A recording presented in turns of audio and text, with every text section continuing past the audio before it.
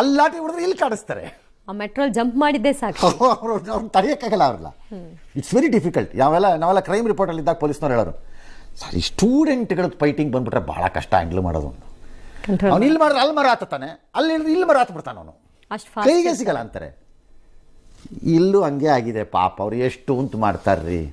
ಆ ವಿಧಾನಸೌಧದ ಕಾರ್ಯಕ್ರಮನ ಆಲೋಚನೆ ಮಾಡಿದವನು, ಅದಕ್ಕೆ ಅನುಮತಿಯನ್ನು ಕೊಟ್ಟವನು, ಅದನ್ನು ಮಾಡಲೇಬೇಕು ಅಂತ ಹಠ ಹಿಡಿದವನು ಫಸ್ಟ್ ಕೆಂಗಲ್ ಹನುಮಂತಯ್ಯನ ಸ್ಟ್ಯಾಚ್ಯೂ ಹತ್ರ ಕಲ್ಲು ಹೊಡಿಬೇಕು ಅವ್ರಿಗೆ.